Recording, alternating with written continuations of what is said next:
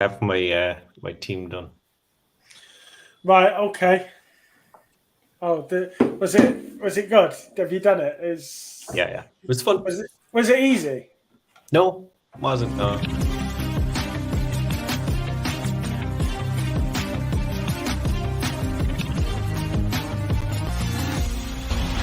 clock at 5. Pass is intercepted at the goal line by Malcolm Butler. Toss to White.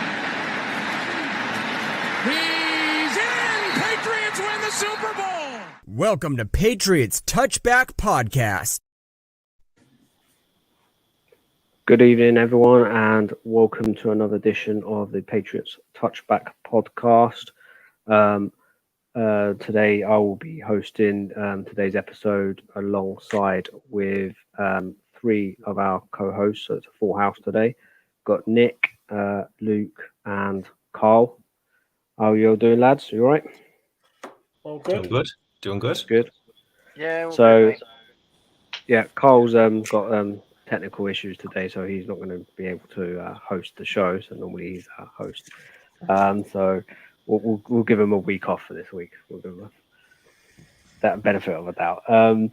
So week 1 and 2 are now in the books for preseason. Obviously, we've had a couple of ups and downs, I'd like to say, in regards to the games themselves. So match 1 was against the Texans, Patriots 9, Texans 20. I'd just like to probably touch on base on how the game panned out, offense versus defense, and what were the outcomes of the game. So like to get your views, see if anything positive came out of it. I respect the fact that preseason is something that you take with a pinch of salt, really. You don't really get the full grasp of how the scheme's working, how the players are performing wise. I think it's more to try and get back into the rhythm, into gearing up to the NFL season, when the pads go on, etc., etc. So, is there anything that kind of caught anyone's eye that was like quite important to mention? I know it was a couple of weeks back that we had that week 1 game against the Texans. Was there anything that you can recall that might need a mention for the game? I think you have to, if you look at it in the grand scheme of things, I mentioned to Luke on a different occasion that the offense does look to be on that upward trend. It does look to be a significant improvement on what we were offering as a team last year. Now, there is no doubt that that's because Bill O'Brien's in and Carl's favourite Matty P's gone. But I think you're not going to see all the trick plays. You're not going to see the whole playbook in preseason. So I think what you want to see improvement. You want to see the basics, protecting the ball. No, you don't want to see anyone drop anything really badly. You don't want to see anybody get injured. So, and I think as on the upward trend, I think the whole team has been showing signs of improvement. And I think that's all you can ask for in pre-season. Yeah, I think you're looking really for like execution, really, aren't you? They're going to be running very basic plays on the offensive side. The defense is going to be. They do say the Patriots defense tends to be quite a lot less vanilla, should I say, compared to other defenses in the league. But I think that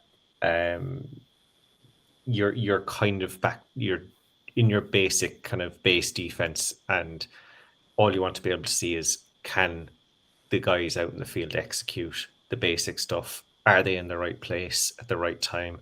Do we have, like last year, do we have receivers running into each other? en routes.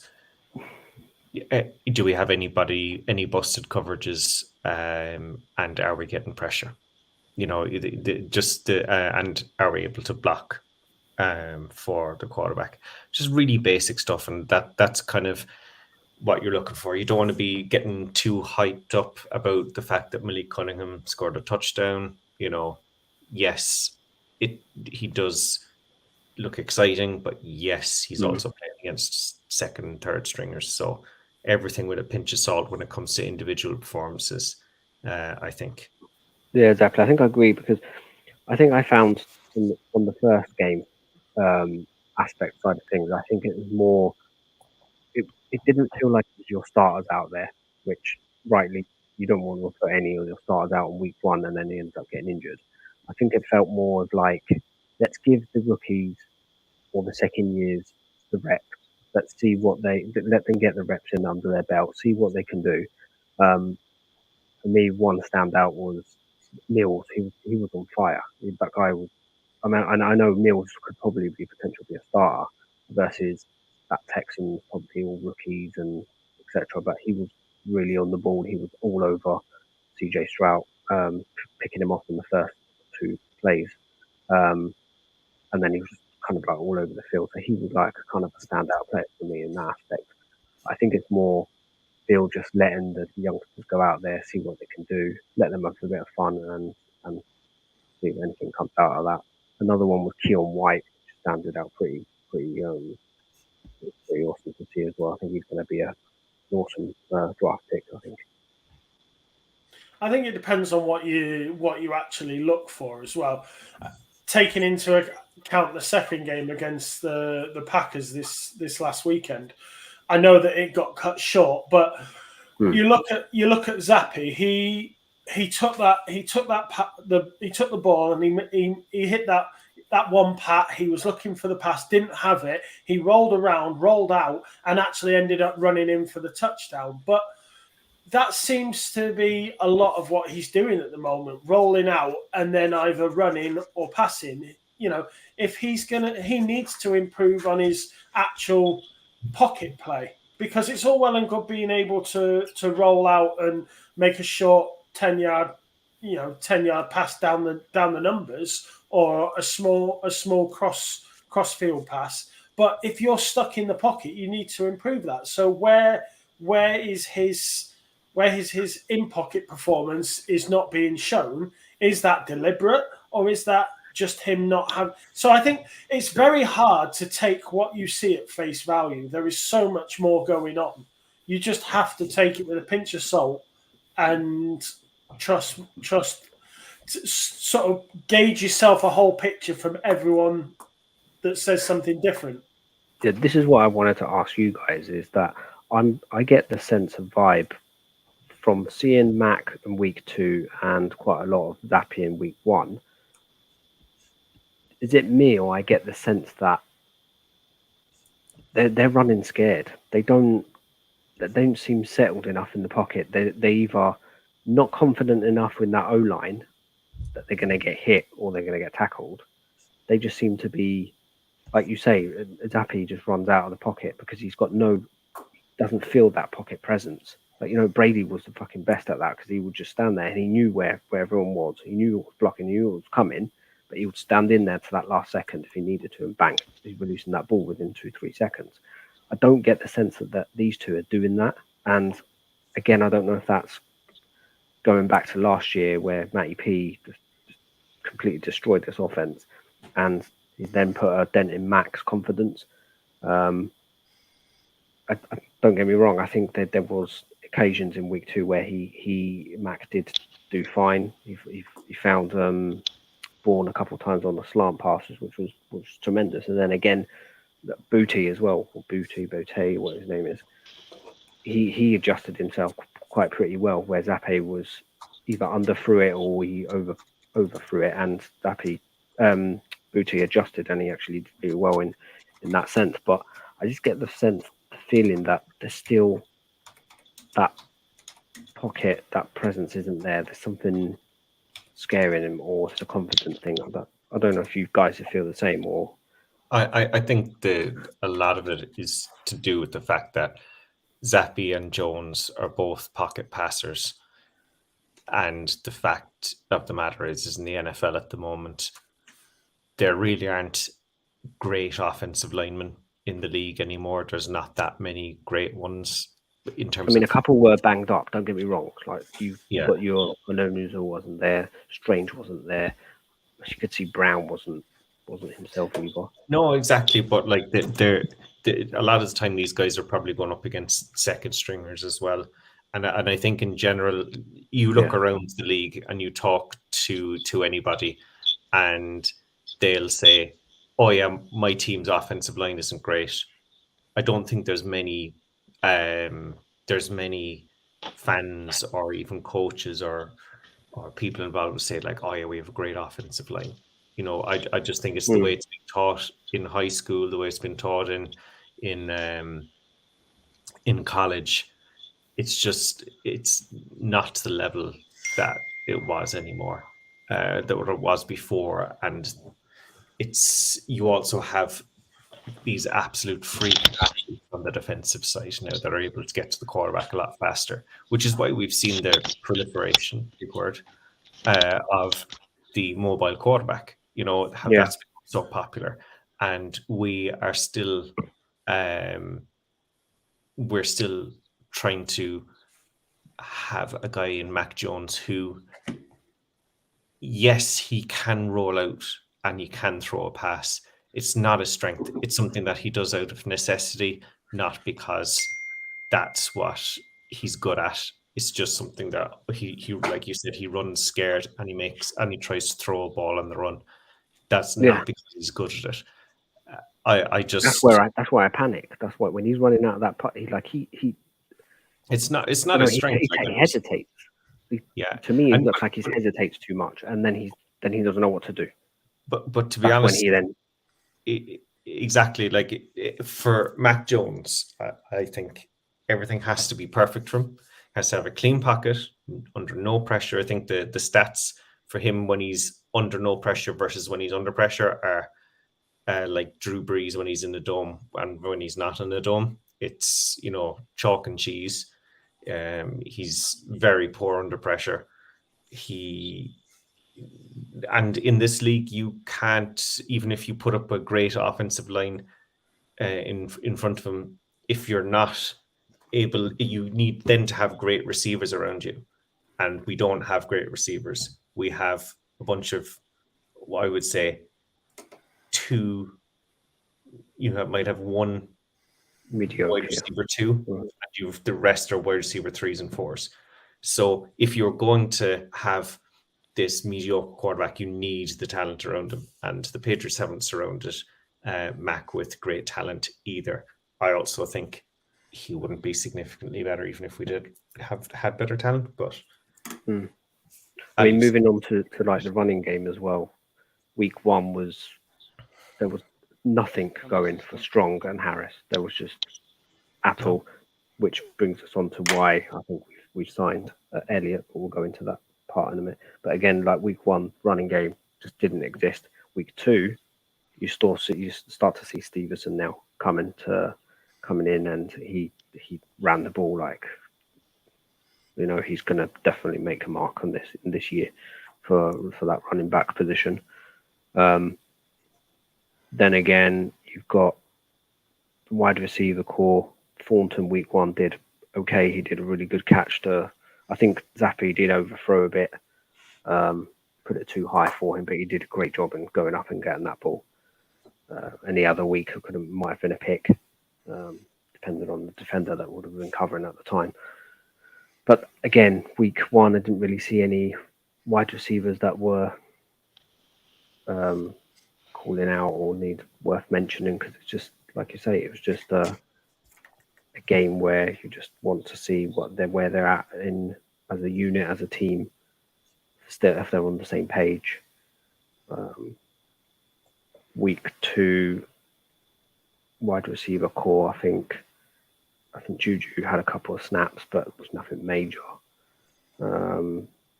Pop Douglas as well, couple of snaps, couple of catches here and there. Again, it wasn't it wasn't nothing wow. It was just seeing how they are adapting to the preseason and seeing where they are in the actual depth chart. I think this is an indication of what Belichick sees in the rookies at this moment in time, because we know for a fact that it's going to be Julius Smith-Schuster, Devontae Parker as the main two receivers. I mean, you're looking down the rest of the board, who is going to take the next step. Kendrick Bourne looks to have had a better game in week 2. That was the goal Bourne that we saw in 2020. Yeah. That was what we missed. And Keishon Butte and Tamari Jones as well. They're all making a fair bit of noise in getting to the 50-man roster, and that is anyone now starting to have some doubts of Tyquan Thornton. There's a good chance he might be a cut candidate now. I think he got injured again in week 2. Might get put on the IR then. Possibly, yeah. It's with you've got this last game coming up on Thursday, I think Friday, whenever it is, and then you've got cut down day next Tuesday. There's very little time to impress. I think chances are the Bill probably already has, I would say, 45 maybe of his 53 chosen, and maybe even have as many as 50 chosen. And it's just you're in last chance saloon to make any kind of effort. If you've made the roster, you've done it really through your training camp performances. The games don't really help the situation. They're just chances for you to show what you've been doing in training camp. It is those training camp sessions that are the ones that determine whether you're going to make it or not make it. And I've said this before, Belichick is very wise about the praise he puts out. If he puts praise on a player, that's not for no reason. He's either praising that player because that player deserves it. He's either praising that player because he's trying to build him up so that somebody else wants him, or he's trying to light a fire under the guy's backside. Now, I have a quote here. Belichick praised Kendrick Bourne for his training camp performances throughout the whole training camp, and he said Kendrick has been one of the stars of training camp. Now, when you hear about the amount of people that were impressing in training camp, Christian Gonzalez did really well. Keon White did, a lot of the rookies did well. As soon as he got to that, Butte's been impressive. So for him to single out Kendrick Bourne, who had a bad year last year, that says a lot of what you need to know about the way the team is moving forward. And the way it was run last year, where Butte Correct. was benched half of the season. What we saw in week 2, you only saw a snippet of what Mac Jones had, but there was a lot more there was a lot more play action, and there was a lot more of RPOs as well. Yes. Mac Jones ran a ton of RPOs when he was at Alabama. That was his bread and butter. So it's finally good to see Bill O'Brien is implementing that in, and it looks like I can see a bit more confidence with Mac. I can, but until this offensive line is back to full strength, it's all the time. I just get scared every time. Either Jones or Zappi, or even Cunningham for that matter, they get absolutely slammed because the offensive line has got more holes than Swiss cheese, and even the Swiss cheese could probably defend better. Yeah, I think I don't recall mentioning that Butte has had any decent training camp. He's been very too quiet until the games himself, where he then starts to shine a bit more. Maybe that's just him. That's just the way he is. Like you say, preseason and training camp, it don't really mean now until you start playing those games when it comes to week 1. I think it's going to have a difficult choice in regards to the wide receiver call. Like, who do you take? All 6? Do you take a chance and say you want to take 6 rather than 5, or like Carl said, you do IR Thornton and then take the 5 that you know that probably could guarantee you a roster spot. Realistically, if Thornton goes on IR, he's finished because he's done nothing. He did nothing his rookie season. He because he was injured, and you know how Belichick values the availability. If he's injured again to start this season, it's all well and good us kind of saying, well, look, he's kind of stashed on the roster and all that kind of stuff, but he'd be into his. We'll say he comes back halfway through this year. He's not been out in the field. It's not like these guys are out like when they're on IR that they're feeling there'll be no connection. Practice field thrown around with Mac Jones. They're not, It'll be another. Sorry to cut in, Luke. It'll be again another notch on Belichick's resume of how not to draft a wide receiver. Prime example again, we drafted Tyquan Thornton. The Steelers go and draft George Pickens. Both were in the second round. Yeah, and the thing is as well is that it kind of goes back to the fact like Thornton was seen as a 4th round pick. He wasn't supposed to be a 2nd round pick. He was supposed to be a 4th round pick. And he's played like a 4th round pick. If you got the production that he has given so far out of a 4th round pick and he wasn't a 2nd rounder, you'd be going, he probably could be cut this year. He didn't do a whole lot. Yes, he is the explosive speed, but when do we see it? Have we seen it a lot? I don't think we have. In glimpses rather than consistently. But I think just to go back to your original point, DJ, that you were talking about how Booty, I think it's Booty, isn't it? Has shone a bit more in the games. The way it seems to work from a reps perspective is that the starters and the high up second stringers get most of the reps in practice, joint practice, and the games are for the 3rd and 4th stringers.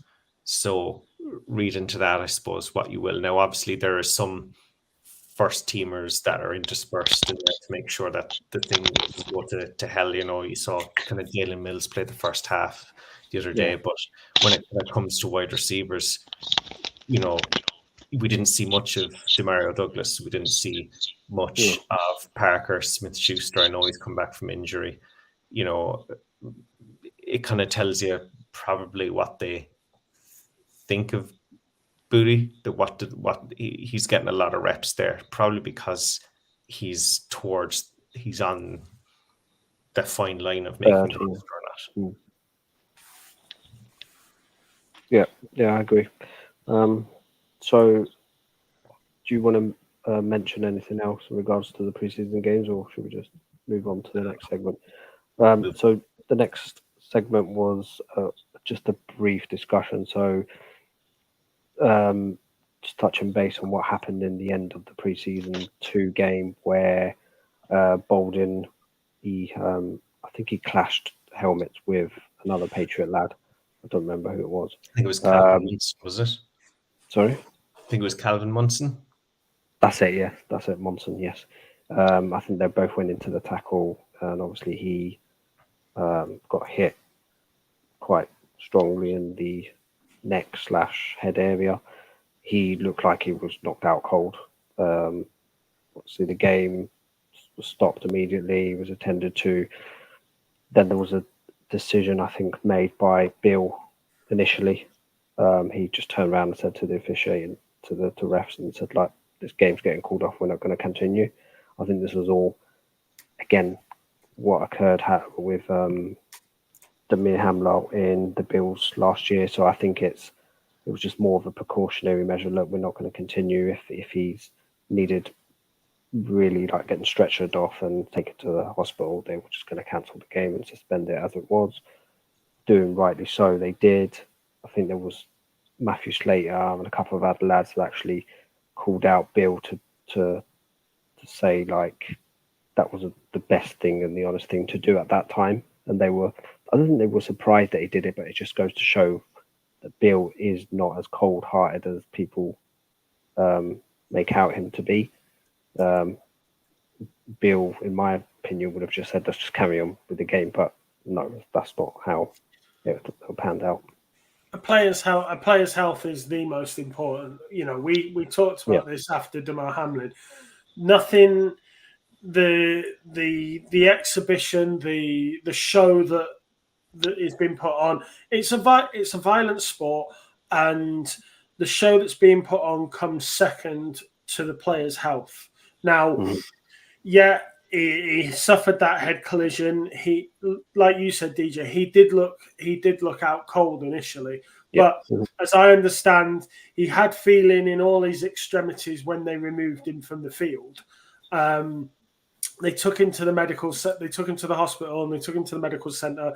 He was held overnight. He had the evaluations. They released him in the morning. They were happy with that he didn't suffer any major damage. And I think suspending the game and calling it a night was the right decision. Now, if that had happened in the first quarter, I think you'd have probably seen the game continue. But the fact that it was in the fourth quarter and there wasn't much time left anyway, I think it made more sense. So I think situationally, where the game was probably had a bearing on the decision. But, you know, I'm glad that he's okay. In a consequence was that they cancelled the joint practices with Tennessee because the plan had been that they were going to fly straight from Green Bay down to Nashville. Right. They didn't. They flew back to Foxborough. They flew back to Foxborough. They're doing practices at home this week, and then they fly to Nashville on Thursday for the game on Friday. So, again, it seems to be they are putting players' health first, which is what you want to see. Yeah. He got really, like you say, Nick. He got released the next day. I think they were happy with how he reacted after the incident itself. And I think Bill came out today and said that he's actually in the concussion protocol. So I doubt we'll be seeing much of Bolden for the rest of this preseason, and we'll see if he makes the cut for the 53-man squad. So moving on, I think we touched a bit upon the likes of the running back core that we've got. I mentioned about how I didn't see any explosiveness from Harris and Strong from week 1, but then week 2 you've got Stevenson. He took most of the load for quarter 1s and part of 2. Then it kind of went back to Harris, and we didn't really see anything after that, which makes me think why we've then gone ahead and made this 1-year deal signing of Ezekiel Elliott. Just while I get the stats up for the contract itself, do you guys want to just give your views on how what you think of the actual signing itself? Do you see it as a positive? There's a lot of 50-50 people out there saying, well, they don't like the likes of Elliott, but he does kind of fit how we now are running back, etc. I think he'll be a great third down back between the tackles, because ideally you've been saying about Stevenson, you want to take the load off Stevenson. You want to not put him in harm's way as much as you have to. So it wouldn't surprise me if you see when you're in that third down and you need those 4 or 5 yards. You know, you put Zeke on and you let Zeke run it up the middle and take the hits. Because what does it matter? He's on a 1-year deal anyway. So I know that you just put it on in the chat, but I had it in front of me.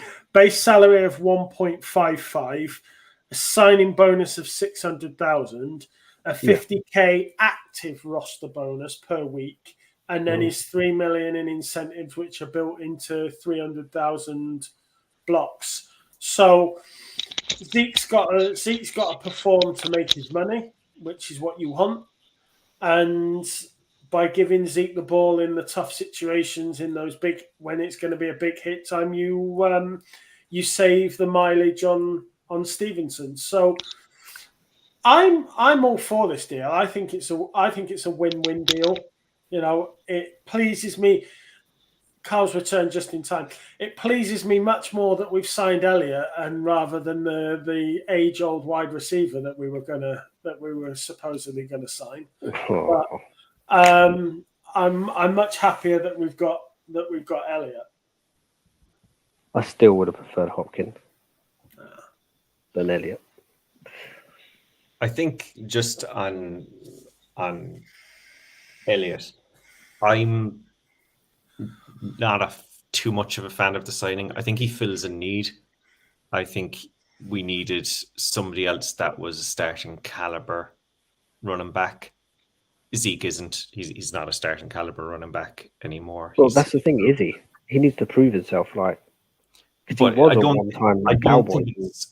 I don't think it's a prove it thing, DJ. I think he's on the back nine. I don't think it's not the want to is gone. It's just that he can't anymore, and that's fine. You know, it's fine. But I'm thinking more Steven Jackson Patriots tenure than, you know, Corey Dillon or Curtis Martin. You know, where they kind of came later in their careers to us.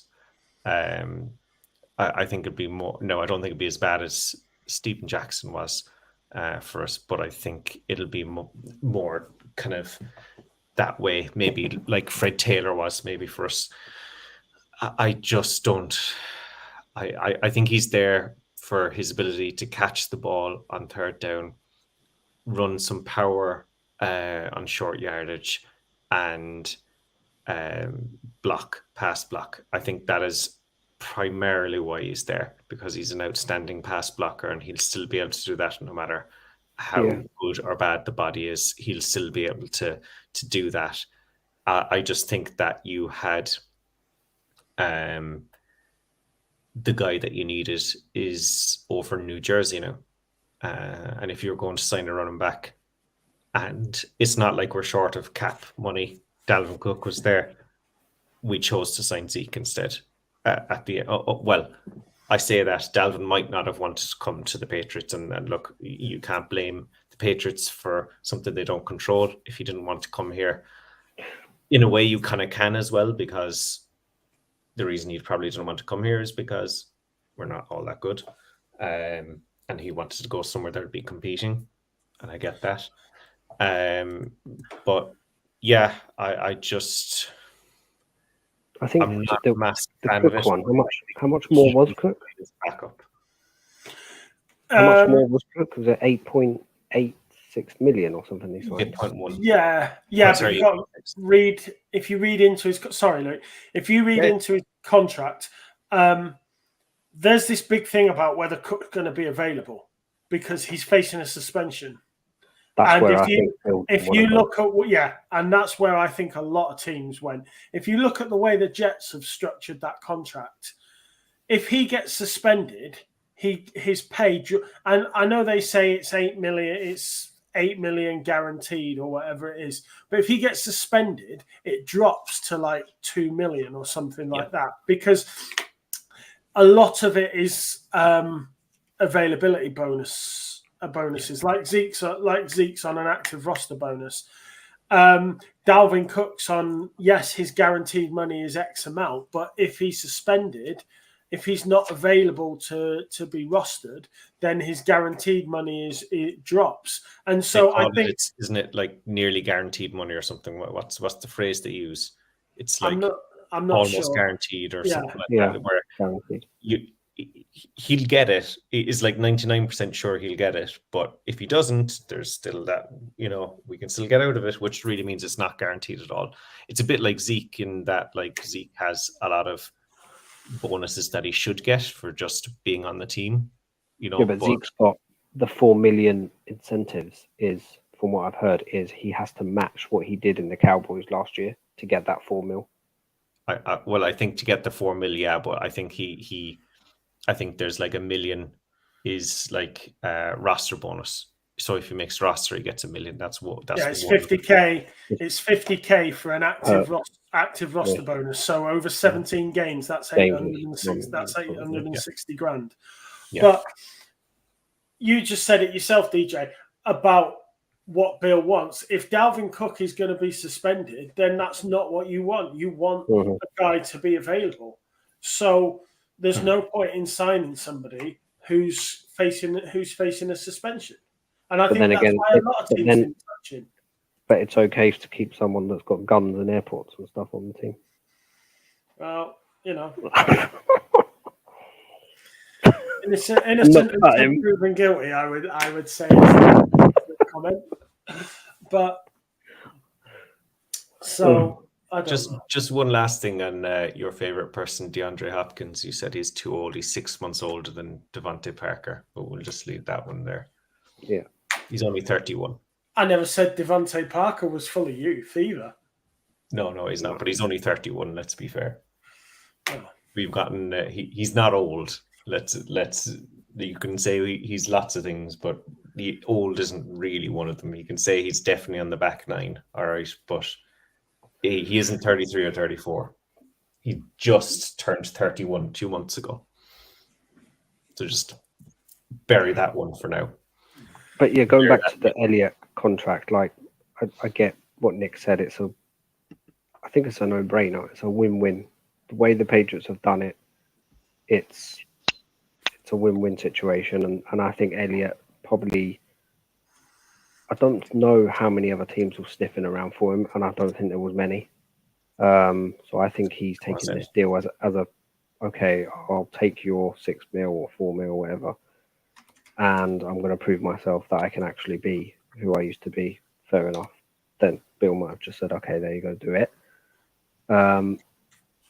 Production-wise, in sense, I think it will take a lot of load off of Ramonde. We won't have to depend so much on him to be 1, 2, 3 back.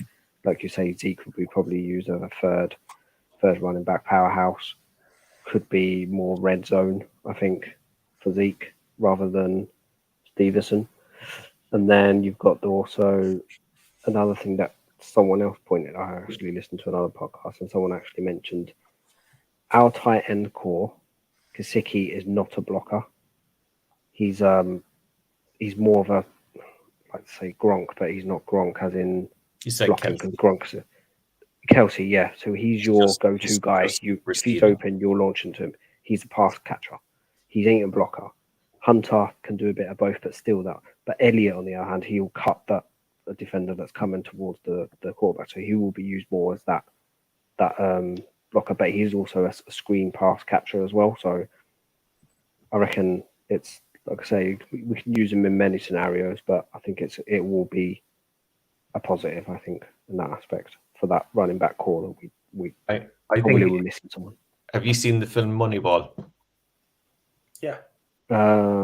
Is that the one where he's Brad Pitt? He start losing his eyesight or something, does he? Or he sees something? No. Wrong film. No.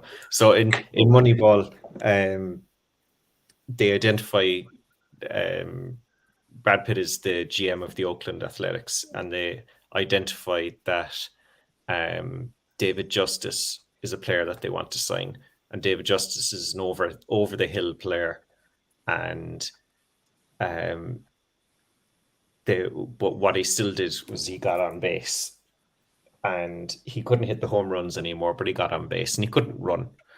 And I think that's what the quote that Brad Pitt says to David Justice is, I'm not paying you for the player you were, I'm paying you for the player you are now. You are, yeah.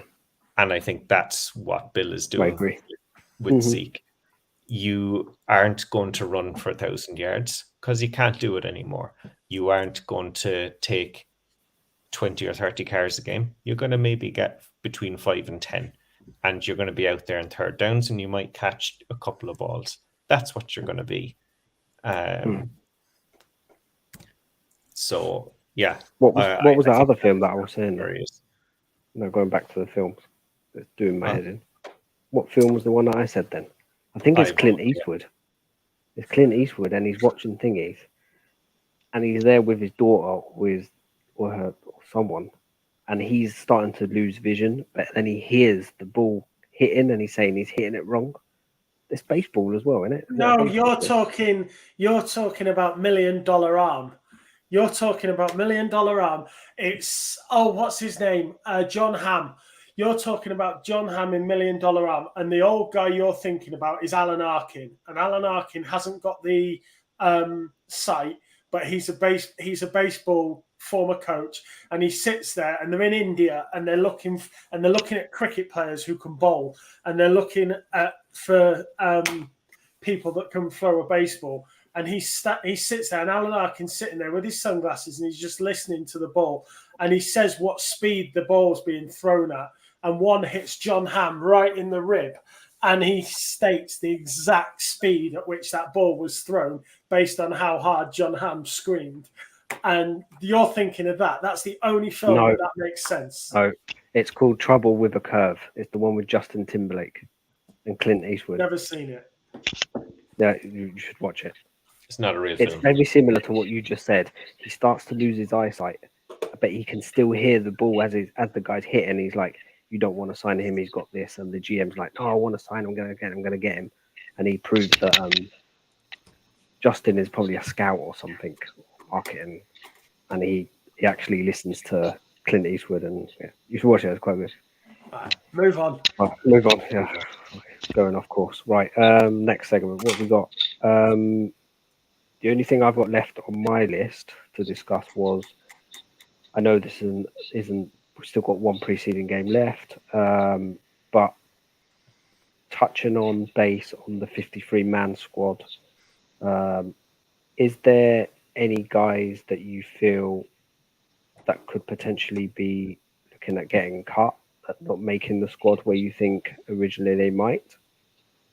Does anyone kind of shout out to you guys where, again, do you think we should be taking five wide receivers or six?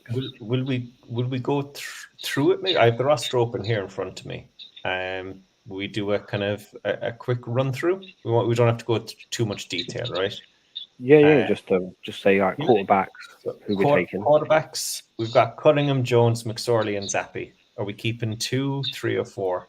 You have to have 3. Cunningham has to make the 53. He will not pass through waivers, which means you will not get him on the practice squad. Cunningham has to make the 53. There is no doubt about it. He has to be your third QB. Now, if you use him as a sixth wide receiver, then that means you only pick 5 receivers. But Malik Cunningham has to be our third QB on the roster. And so that means it's Jones, it's Zappi, and it's Cunningham. You have to have those 3 quarterbacks on your roster. Sorley's the one that misses out. Do you think that we have to keep Cunningham though? Yes. Because he is the new Taysom Hill. He's a multiple. He can play wide receiver. I am not going to compare him to Julian Edelman because that's not fair. Julian Edelman was an average quarterback at Kent State.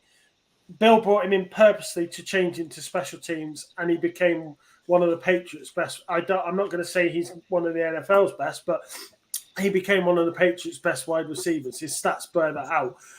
Cunningham can play wide receiver. He can play quarterback. He will not make it through waivers. You cut Cunningham, he's on another team the next day. Guaranteed. The thing is, can he play wide receiver?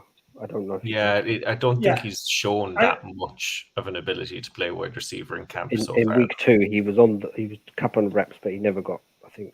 So you have him as your third. You have him as your third quarterback, and you don't play him wide receiver. You cannot not have him on the 53. I guarantee you, if he doesn't make the 53, he's on another team the day after.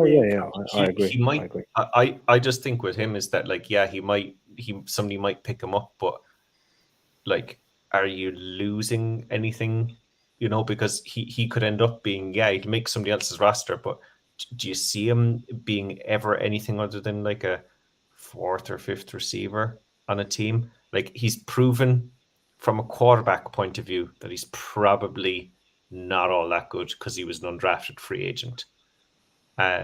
He's not good enough to be a quarterback in the NFL. Theoretically, I'm saying all this theoretically now because based on draft position, I'm not a quarterback guru. I don't know. I mean, he plays very well week 1. Don't get me wrong. He That's a bit made of a some naive. eyebrows. Sorry, Luke, that is a little bit of a naive take there to say he isn't good enough as an undrafted free agent. Tony Romo was an undrafted free agent. Yeah, but it's also like it's particularly in the quarterback space. There, you can probably name Tony Romo as an undrafted guy. There's not that many other undrafted quarterbacks making an impact in the NFL. Like he's the best of the last 20 years, maybe. It's not like every team drafted a quarterback. It's not like in across the 7 rounds, every team drafted a quarterback. So you're talking about Cunningham's being at least the 33rd best quarterback that was taken this year. Not every team drafted a quarterback. And so just because he went undrafted doesn't necessarily. Yes, if you don't go undrafted, it makes it harder to make the team and make playing in the league. But if you have the talent, if you have the tenacity, and you have the skill to put your name out there and say, I believe I'm good enough, and you go and put that down on the field and you earn it, then you deserve it. From what I've seen, the way the quarterback position is developing over the days of pocket passers, Tom Brady, Drew Brees, Aaron Rodgers is the last of the pocket passers to still, He's not a pocket passer. No, but it's all Lamar Jackson. It's all Patrick Mahomes. It's hybrid quarterbacks that can do a multiple of. All right, Kirk Cousins is probably your last pocket passer. Then the fact is that the position has changed. Malik Cunningham is the Patriots player who can do that job. We have to have him on our 53. How does he get in the game?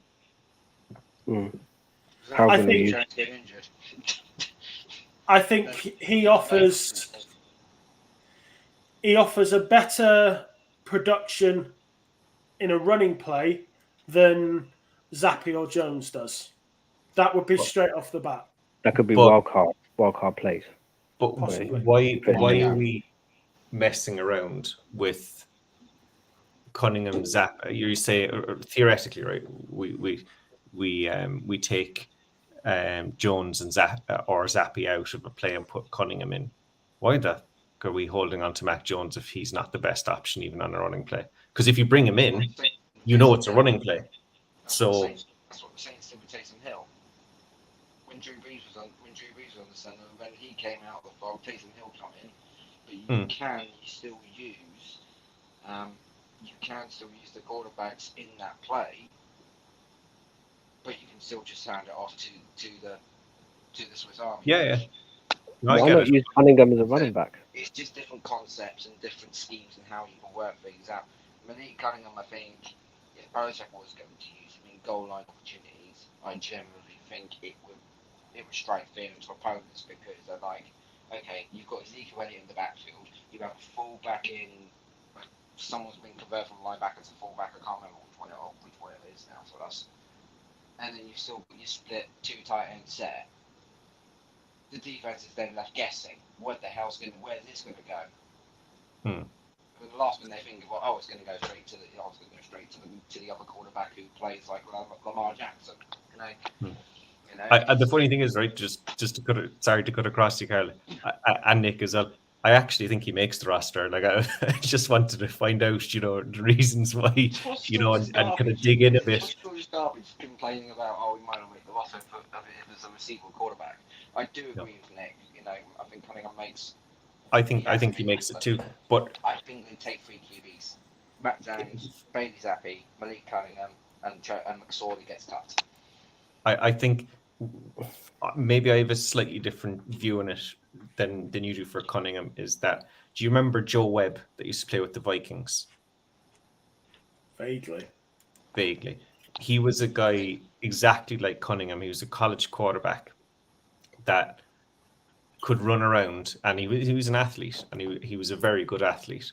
And he had like a 10-year NFL career as a backup quarterback, a wide receiver, and he played special teams as well. And he'd make tackles on kickoff coverage.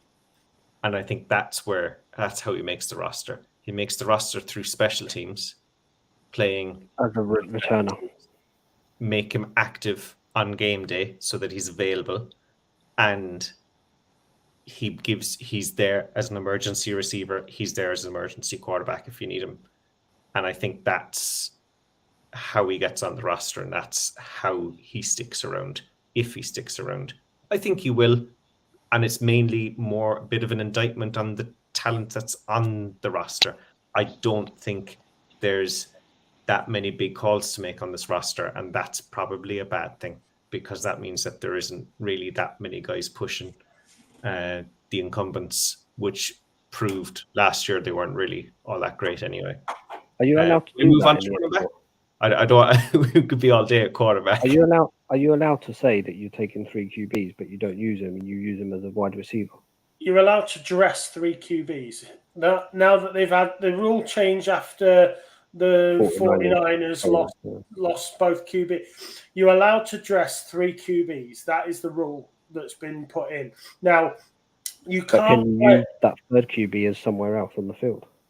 You can, but you can't play the third QB at quarterback if your first or second QB is fit. Yeah. But you can use him anywhere else on the field. So, for example, you can't say, right, okay, we're gonna take Mac out now and we're gonna put Cunningham in. You can't do that because Zappi's still. If Mac comes out due to injury and Zappi's fit, Zappi has to go in ahead of Cunningham. But if Cunningham comes in because Zappi can't, because Zappi's hurt himself or whatever, and Cunningham comes in, Cunningham can stay in even if Zappi is able to return. Cunningham can stay in until he goes out, but once he goes out, he can't come back in again. It's a fluid rule that's being made up on the fly, but essentially, this extra roster spot has been created so you can carry a third QB on the roster on game day, and they're trying to make it so that you don't abuse the rule to put an extra wide receiver on the roster, or you don't put an extra running back. They're trying to make it so that it's emergency QB only. It's a QB's QB. And I think that kind of leans in more to, again, how Cunningham makes the roster and its special teams. I think he will, but he won't be used. He'd have to be active on game day, or and I think Zappi makes the roster. I don't think there's any fear in that. I'd be hugely surprised. And I'm not like a big Zappi fan or anything like that. You know, I'm not a Mac Jones fan, but Mac Jones is better than Zappi. So we all agree that we're taking 3, yeah? 3, I think, yeah. Yeah. Okay. Running backs, you've got Zeke, Kevin Harris, CJ Marable, Ty Montgomery, Ramondre, Pierre Strong, and JJ Taylor. So I think just let's move on, right, and say Zeke, Stevenson definitely make it.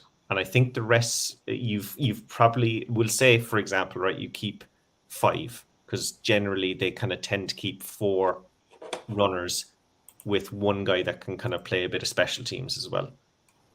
And I think Pierre Strong did a bit of special teams last year.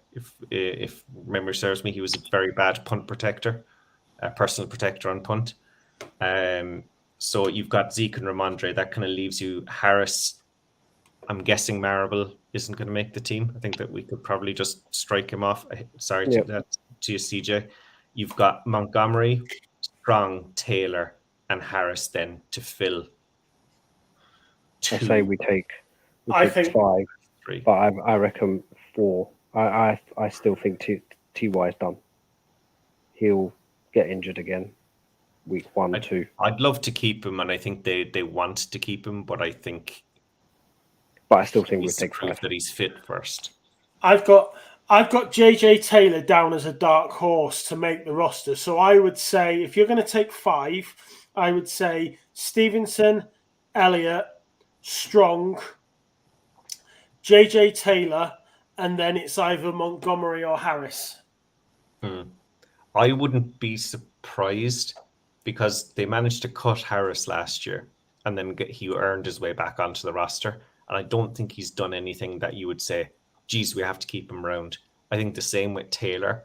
And I think... Is he not on a rookie deal, though? Who? Harris. Harris, no, he's not because he got cut. He's only on a 1-year deal now. So he's on the veteran minimum. So, like, I think realistically they could just wait. This could be a case of somebody else just comes in from the outside. Now, I also, Nick, I don't disagree with you in the Harris and Taylor coin flip. I think they like Pierre Strong because I think he's got that speed that the other players don't. And I think they like Montgomery with his versatility, but if he isn't fit, you can't really keep him around as much as I'd like to. Maybe you cut him and tell him to hang around and maybe be a practice squad member. I don't see other teams taking him with his lack of availability. And if he goes, he'd probably get injured somewhere else. I don't know. That's my kind of thoughts on it. That's why I think it's either Harris or Montgomery that misses out of those.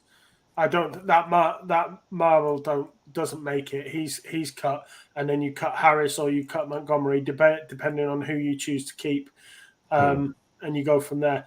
It's like the tight ends. I mean, if you're going to be running double tight end sets, then you probably need 4 tight ends. I think there's 5 on the roster now. I think one list is out, and I think the one. I think it's 6. Is the sorry?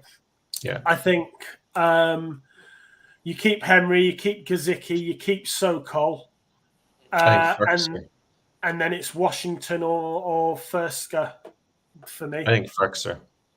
Ferkser's an experienced NFL tight end. He's actually played for, even though we don't have great experience with Titans tight ends, he is a solid tight end, and they've been using him as a bit of a H-back as well. So he has that ability too, bit of versatility. And I think he plays special teams as well. And he went to Harvard. I mean, what more do you want? Harvard tight end. Is it Evan Lazar said that Matty Sokol has been the best tight end blocker in practice in training camp? Yeah, we were talking. It can't be that hard when our 2 main tight ends are pass catchers. Yeah, but that's what I was about to say. You're talking about Mike Gesicki not being a blocker, and you're talking about Hunter Henry can do the job, but it's not his best job. He's not great. It sounds like if you need a tight end to come out and block, then it's Matty Sokol. So you need him on the roster. So I think that's why he makes it. Yeah, I think you're right. I think it's, if you're keeping 4, that's the 4. If you're keeping 3, I think you kind of coin flip really between Ferkser and Sokol.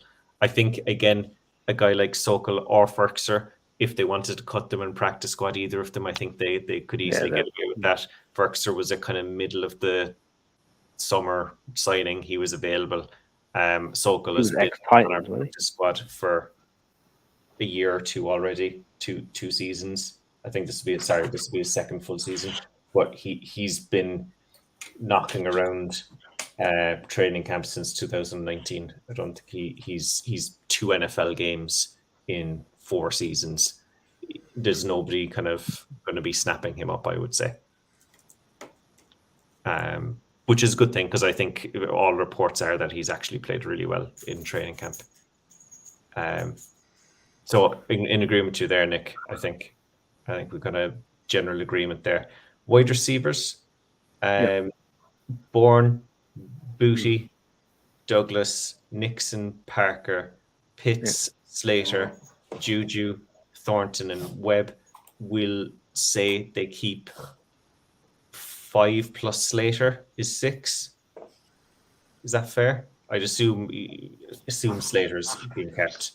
And then the 5, you've got guarantees of Juju and Parker, mainly because they have big money in the 2 of them. So you've got 3 spots left. I know I'm kind of dictating here now a bit, so sorry, lads. If you disagree, let me know. Oh, hold on, Nick. Sorry, just some breaking news. They've just released Nixon. Just been released. That was an That doesn't injury surprise me. designation. Well, that doesn't surprise me. I mean, the drop pass They've that claimed. they kind of was probably the reason being why. I mean, that's straight in the bread basket. That's a simple catch, and he completed that. Yeah. He They broke claimed his arm, I a think, didn't he? D-line off waivers. Didn't he break his arm or something? Wouldn't be surprised if he was released with an injury designation. Right shoulder, I think it was. Yeah, that doesn't. Yeah, I don't think that doesn't surprise me as well. So we've claimed defensive lineman McCall from the Carolina Panthers on waivers, and we've released Trey Nixon. Okay, so If you're saying Slater's one of your 6, and you're looking at another 5, for me, But I don't consider Slater as a wide receiver though. but me, he's a he falls under wide receiver technically. Then I take 7. Parker, Schuster, Bourne, Boot, Douglas. that's 4, Douglas 5, Slater 6. That means Thornton. You hope Thornton goes on IR, and then you move into the practice squad. Nixon's gone. Webb loses out, and Pitts loses out as well. That would be for me. I think you're not too far off there. I think the only thing I disagree with is Thornton, as little as he's done as a former 2nd-round pick, he doesn't go to the practice squad. He if he comes back if he gets cut, he's gone. Somebody will sign him. He's with his speed, somebody will go. He's better than our 5th option. We'll give him a go. So he's either gone. If he's cut, he's cut. Like he won't stick around. I wouldn't be surprised. He might be back in 3 or 4 years when he flames out somewhere else. But I wouldn't be surprised if we get someone else, wide receiver wise. Once the cuts start happening, I wouldn't be surprised if Bill tries and gets someone. Let's. I don't. Again, with you, Nick, I'm pretty much in lockstep there with the people you identified, though. I think dark horse there to make it as well is Rally Webb, from a just pure special teams perspective, not for his ability to catch the ball or anything like that. He was on the roster last year a lot. He was signed, I think, directly to the roster last year when he got cut by somebody. Can't remember who. Offensive linemen, rather than us going through the offensive line individually and trying to pick out guards and tackles, who we got as starting 5. Right. Starting 5, Trent Brown left tackle, Cole Strange left guard, David Andrews centre, Mike Van Wenner at right guard, but as it currently stands, probably Matthew will start at right guard, and then at right tackle McDermott. Yeah. That would That's probably 6 be there, my. That's 6 right there. If you're going to add Ferentz as the backup centre, because he's basically been the backup centre for New England now for the last 3 or 4 years. Yeah. So there's your backup there for centre. Now, I would just. So Nick, what do you think? I'm just looking at my notes from the other week. Shuffling papers there. I know. The other week, I said my offensive line that I would start, and it would be Brown, moving left to right, Brown, Strange, David Andrews. I would move Maffey to right guard, my starting right guard, and I put Onwenu Michael on the other end. At right tackle. And then my backup line, I had Reef, Struber, Jake Andrews, Chasen Hines, and McDermott. The reason I bring that up is because in my list, I've got both Chasen Hines and Maffey making the 53. Now, I think one of them might. I don't think they both will. And if you're talking about choosing one between one and the other, I think Maffey makes it. But I think Hines I think Hines would be a huge benefit on our 53. If we can accommodate both of them, that I think is a benefit to the team. Now, I agree with you, because I think I hated the middle of our draft this year, because I felt like we had decent backups, kind of guys that we were kind of relatively comfortable with. Your roster there for the offensive line leaves out Sidiso, who's a fourth round pick this year. We're taking him. And it also leaves out Jake Andrews, who's also a fourth round pick. He would be my backup center. Oh, sorry, you wouldn't have Ferns. Sorry, I wouldn't have Ferns, no. No, that's fair. But yeah, so you'd be letting So go, and yeah, so that you'd be letting a fourth round pick go. Not saying it can't happen. Absolutely could happen, but so let's say you're going to keep So. Who are you going to? I've got about as much. I've got about as much confidence in Reeve, Struber, and McDermott as I do in any of them. So I'd quite happily lose any of them to keep, But I think Maffey and Hines, I would keep both of them if I can. Yeah, I think the guys that you've picked out there are the guys that make it. I think Stuber probably is somebody you can stash. He's a 7th round pick, formerly 7th round pick. I think he's only kind of come into health now. I think he was injured all last year, wasn't he? He was ill, wasn't he? Was he sick, if I remember rightly, rather than actually broken? He was on it was a torn. He was on NFI last year, and it was a torn hamstring, so that's why he missed the full season. But it was an NFI, not a non-football injury. Not a football. Yeah, exactly. Okay, I think we're generally pretty much in lockstep. I think so far. Defensive line. Will we just start with who would if you're playing a 4-3, we'll say, not that the Patriots do it all that much, but who would your 2 interior guys be, and who would you be your 2 ends? Just a reminder of the names. You've got Barmore.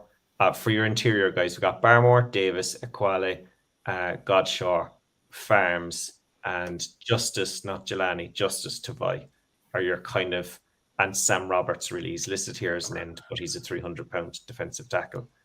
I'm taking 6. But I think Guy could be up for cut this year. I know he had some contractual dispute. I don't know if that's been sorted or not, but I'll definitely take Daven, Barmore, Wise, Carl Davis, Keon White. Then I'm going to toss up between Guy and Inkalu. Inkalu, is that his name? Quale. I think Quale is a very good player. He's been really good for us, I think, as an interior rusher. But then you've got Trey Flowers, which don't know what's going to happen with him. Yeah, he's listed in the linebackers here. Oh, actually, he's not. Sorry, he's on PUP, so he's actually not listed at all. Can you see Tavai making it?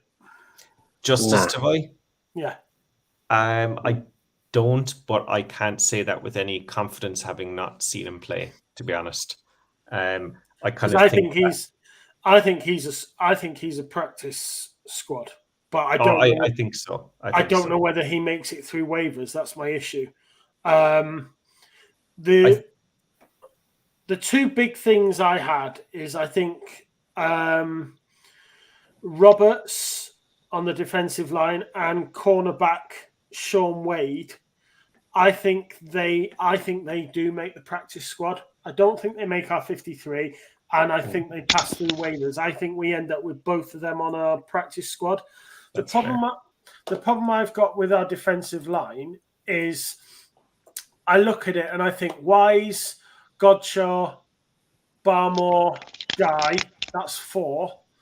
If you say Tavai and White, that's 6. Why did you sign Trey Flowers if you're not gonna if you're not good. I mean, I suppose there could be an issue with him. So you're talking, if you're taking 8 and you've picked those 6, that leaves 2 positions for Equale, Davis, Farms, Roberts, Flowers. I don't think Farms makes it. I think Roberts makes the practice squad. I think Flowers falls into an outside linebacker in the Judon kind of, where if you look at Keon White as a defensive end, he's a 285-pound defensive end in a 3-down set. Like you've got your nose tackle as Godshaw, and you've got Keon White and maybe Lawrence Guy playing as the other end, and then off them, then he's an interior rusher rather than a exterior rusher, which is what Judon and Flowers would be. But sorry, keep going, because I think what you're saying is right. Well, I think if you start bringing linebackers into it, my biggest question is, does Ronnie Perkins make the 53? Because he spent that whole year injured, and he was in that draft. It was that draft where, coming out of COVID, there was so many players, and players that were in the 3rd round in a normal draft would have gone late 1st, early 2nd, and they were going in the 3rd round because there was just that many of them. And Ronnie Perkins was one of our 3rd round picks that everyone said he's a bargain at a 3rd round because he's at least a top 2nd rounder. And we got him in the 3rd round, and then he spent a whole year injured, and he's done very little. But I think he's gone because you look at the reports of where he's taking practice reps, and he's taking practice reps with the 3rd stringers a lot of the time. I think he'll make practice squad.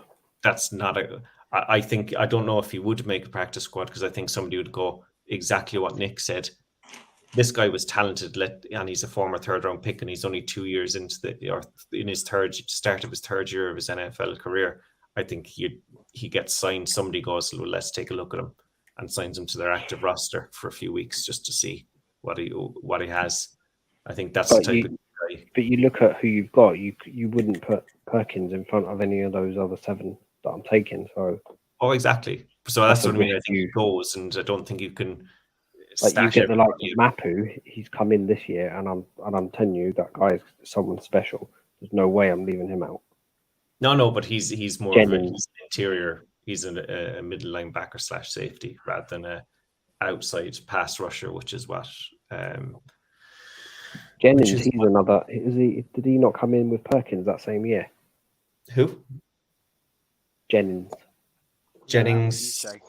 Is the year before, I think. Michigan guy. Yeah, it was. Yeah, Jennings new chair 2020, and that's right. Yeah, my bad. Yeah, Perkins was 21. Perkins came in right behind Barmore. Barmore got picked before Perkins, so he was our pick. Because wasn't it Mac? Was it Mac? No, it wasn't Mac Jones. It was the year before.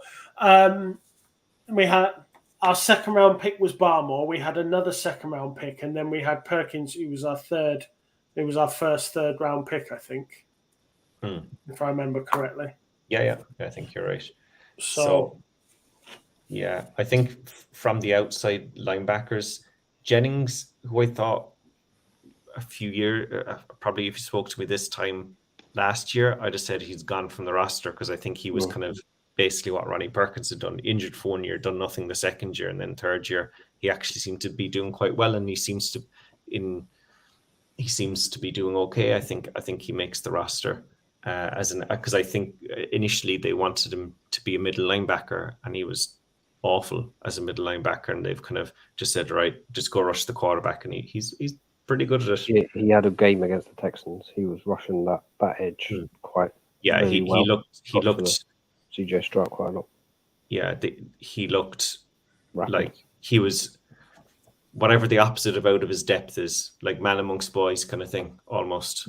In that one, like he was kind of he was looking good. I think you've got Uche. So of the outside backers there, you've kind of got Jennings, Judon, Flowers, Perkins. Did I say Uche and Wilson, and Carson Wells as well? I think poor Carson Wells is. And Chris Board is listed as an outside backer. I think he's a middle backer, and I think he's a special teamer. and they gave him some money, so we're not going to include him. So if you keep 4 of those, who are you keeping? I picked 4 out of thin air there, by the way. Or you could keep 5. I don't know. I've got the whole linebacker core. I've gone 1, 2, 3, 4, 5, 6. I've gone for 7. So I'm cutting Perkins. I'm cutting Wells. So I'm taking Bentley, Judon, Tavai, Jennings, Uche, Mack, and Mapu. Yeah. Judon. Obviously, sorry. What's his name? Chris Board. If he falls into that category, yeah, I'm taking him as well as a specialist. But I think Judon and Uche are nailed on. Bentley's just had a new contract. He's nailed on. So that's 3 That's 3. Yeah. Tavai, I think, makes it 4. Mapu makes it 5. Yeah. Mac, we just signed an extension. Matt Wilson, 6. And then, like you said, that board, I think, Perkins, no, I don't think he makes it. Jennings, I don't think makes it. Flowers? Faggot. How about Mr. Faggot? Diego Faggot. He's not. I don't think he makes it. No. He better not. So Giles Harris doesn't either. And Munson. Yeah. Cool. We move on to defensive backs. Cornerbacks. So you've got Bolden, Bryant. Even though, again, he's listed here as a cornerback, I think he's probably more of a safety or a nickelback. So you got Bolden, Bryant, Gonzalez, Jack Jones, Jonathan Jones. Quandre Mosley, Rodney Randall, Amir Speed, and Sean Wade. So I think usually we keep 5 corners. And I think comfortably you can just exclude Jonathan Jones, Marcus Jones, and Gonzalez from that, and say that they're locks to make the roster, and you've kind of got 3 more spots then, I would say, for Miles Bryant, Bolden, Jack Jones, Amir Speed, and Sean Wade, because I think, again, safely enough to say Mosley, Randall, and I don't think Bolden makes it. No, I think there's I think maybe one of Bolden or Speed make it as your special teamer. A guy that can play a bit of cornerback in a pinch, and you keep one of them. They're 7th-round picks. You know, they were picked where they were picked. I think I've got less cornerbacks because I've got more safeties that I want to take. So I don't know if that's an issue or not. No. I've got 5 cornerbacks taken on my list, but then I've got 4 safeties, but I want to include a 5th somewhere. So I've got 3 Jones, Bryant, and Gonzalez. They're my 5. Which Jones? All 3. 3. All 3. Big all 3. Bryant and Gonzalez. Then I think we take Amir Speed as well, but he'll be used more as a speed specialist. Yeah, I think that's kind of it, really. Like I would say they're your 5. Maybe there's an outside possibility that Miles Bryant and Sean Wade are flipped there. But if it was me, I'd be taking Bryant. But there's been talk that Sean Wade has been playing pretty well, and he's playing with some of the first and second string groups. But honestly, I think Wade makes the practice squad. I had him down. He is a dark horse to make the 53, but I have him down to make the practice squad. So I think a lot of the corners and the safeties kind of pick themselves. Yeah. It's only when you get to a variation of numbers as to whether you're going to take 4, 5, 6, you then talk about who misses out. I think really when you get to that back end of the defense, they kind of all pick themselves due to just the way the roster's structured. I think one of the biggest, for me, I know I'm skirting over the safeties. You can come back to it if you want. I think one of the biggest things is that whether this Chuck Ryland beats out Nick Folk, because apparently it's going down to the wire. And I think Ryland's going to beat Folk because Folk hasn't got the leg outside. What, 45 yards, I think we discussed, wasn't it? So Ryland's nailing 45, 50 yarders. I think Ryland's going to beat out. No, but as a generalization, Ryland has been beating Folk out on long distance kicks all throughout. I think he beats Folk to the position. I think he could, but it's one of these things that and again, he's a 5th round pick. He's making the roster regardless. Yeah, I think. Now I know we drafted Rawwasser in the 5th as well, but that guy apparently had never kicked a ball before in his life. Sorry, Ryland's a 4th round pick. I find it difficult to see Ryland not making it, but I wonder if he shows if obviously we won't get to see any of the practices now. They won't, and not that we saw any of them anyway, but there won't be a practice released today, and it was quite windy, and he made 0 out of 3. Yeah, and I think that if he shows inconsistency, that they keep him as a kickoff specialist, and maybe not that there's many teams keeping kickoff specialists, but I think they've invested a 4th round pick in him, so they want to keep him. But I also think that because of our lack of firepower on offense and the fact that we're going to need every single point that we can, maybe Nick Folk just kicks the field goals and that's all he's out there for. I don't know. It's an interesting one, and I kind of agree with you with the defense, the rest of the safeties, Nick. We just skip over them. I think we know who's making it there, and I think it's a really interesting conversation because I like Nick Folk. I think he's absolute. There's value in having a guy that is that consistent, 0 to 45. It might not be as sexy as having like the Justin Tucker nailing 60-yarders guaranteed every time, but also he's a unicorn.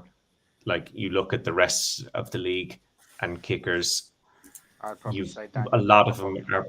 I'd probably say Daniel Carlson for the Rangers is probably a close second.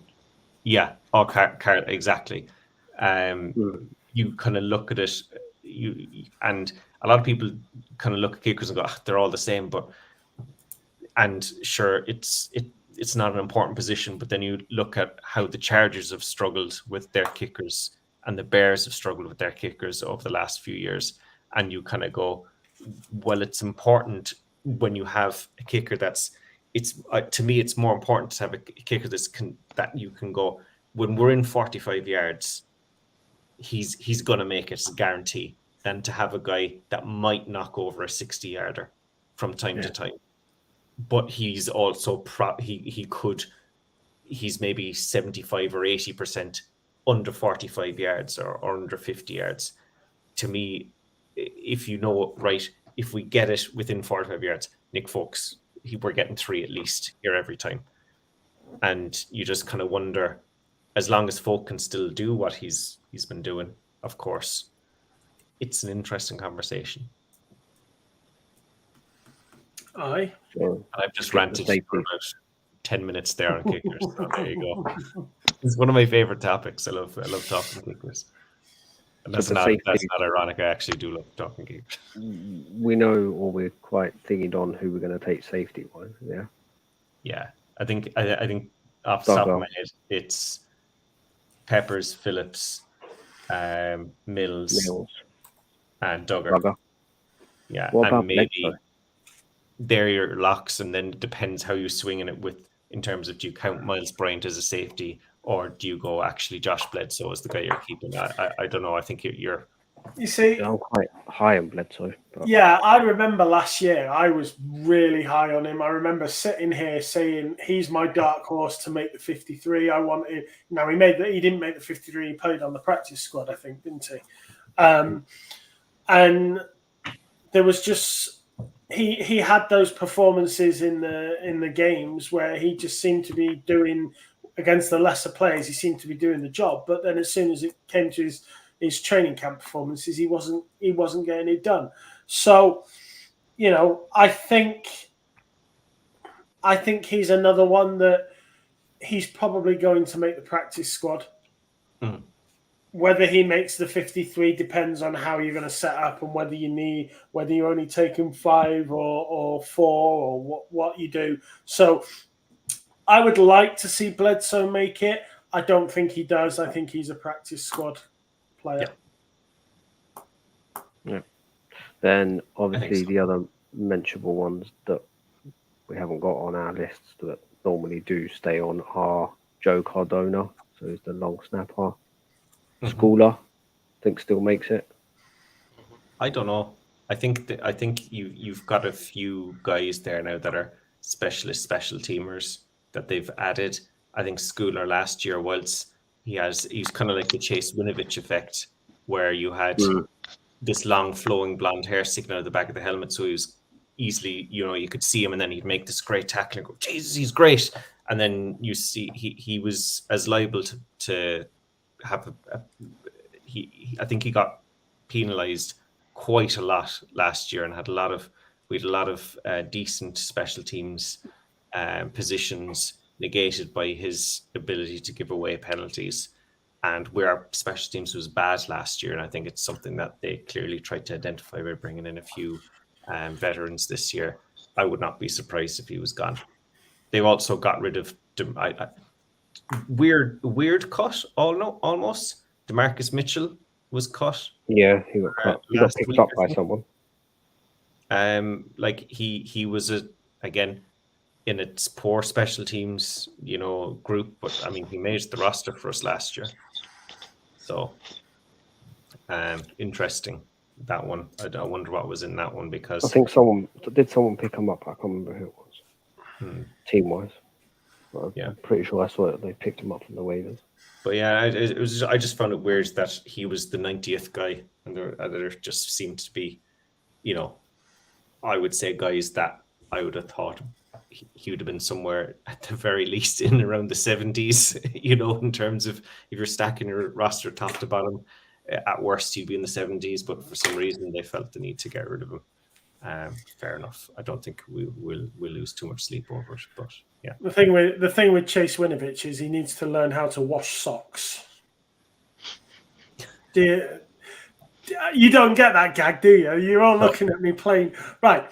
Chase Winovich never washed his socks. He literally bought a new pack of socks, wore them for a day, and then chucked them.